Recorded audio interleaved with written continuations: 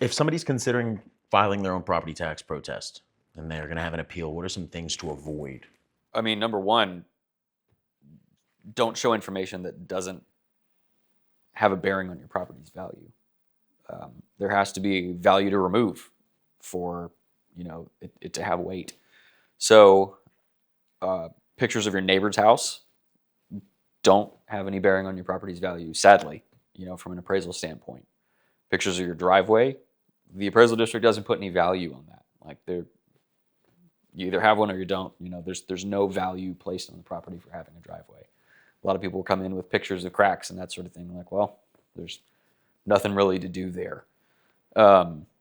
Fences, also have no bearing on the appraised value, taxable appraised value of the property. That kind of thing. Yeah, I would add, don't present anything that's already been done to your property. So a lot of people want to bring in estimates for repairs and things that are needed around the house, but which can be helpful. Those can be helpful depending on the time frame, right? But they often make the mistake of saying, "Well, it cost me $90,000 to fix my roof," and you say, "Oh, your roof has been replaced. You have a new roof that is added value to your property. Right. We weren't aware of that until now." Yeah, that's going to hurt your case. Yeah, I mean, roof less so because it's kind of like you either have one or you don't. But if you just spent $250,000 renovating the whole inside of your house, and you say, well, why would you get a discount for that? Your house is nicer now, Right. So that's definitely a big one. People often associate money spent with a lower cost value for some reason, or cost to own. Yeah. It doesn't work that way. That's right. If there's deferred maintenance, and again, like the relevant date is always January 1st of that year. If you've got a hole in your roof on January 1st, that's what we want to know about. Not that you fixed it on December 31st. Right. I think the other thing is don't present anything that you've already presented in past years. So if you have the same photos you brought in last year, you have to turn those in at the end of your hearing. That is submitted evidence, and it just goes into their database and gets attached to your file for your property. So they're going to see that, and they're not going to give any relevance to that. That's right. And I'll talk to a lot of people that will say, well, I did it a couple of years. I just took pictures and they lowered my value. Well, there's a reason they're doing that. It's not just because you gave them the gift of pictures. It's that the pictures showed that there was an issue that year where there was a discrepancy between the state of the property and the way that they were appraising it. So they brought those into line, and the same pictures aren't going to do the same thing next year because they already know that your property's in that state from last year. So it's if something has changed since then, show pictures of that. So something about this tax year, not just whatever you showed last year. Another big thing is tell the truth.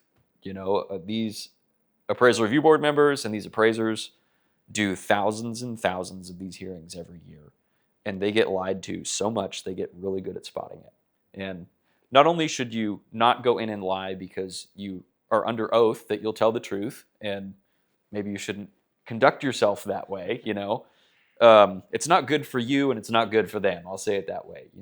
You're more liable to make an enemy than you are to actually get any sort of value out of it.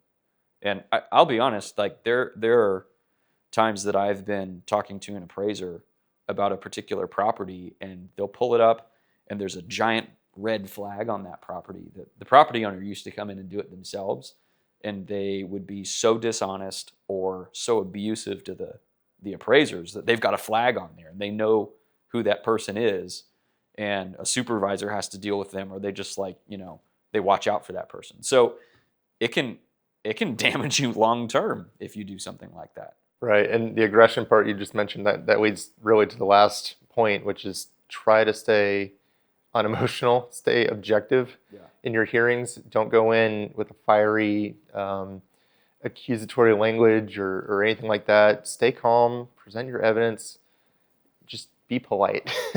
Again, like you said. You catch more flies with honey. Yeah, these ARB members, they have to hear dozens of cases per day. The appraiser themselves, same thing. If you're going in there slamming the appraiser for doing something wrong to your property, or throwing out insults and just being salty, it's not going to get you very far, and most likely actually will probably just get you in a no change in value. That's right. It's more likely to harm than help. And ultimately, the vast majority of these people want to do a good job and they want to appraise well. And so if you give them an opportunity and you gently say, I think this is wrong for this reason, then you can have a conversation and they'll either say, well, actually, from our perspective, it's a little different, and that's not applicable. Or they might even just say, well, yeah, okay, I can see your perspective. We'll help you out a little bit, something like that. The important thing to keep in mind on this is that, let's say you get totally railroaded in your ARB hearing, you've still got other options.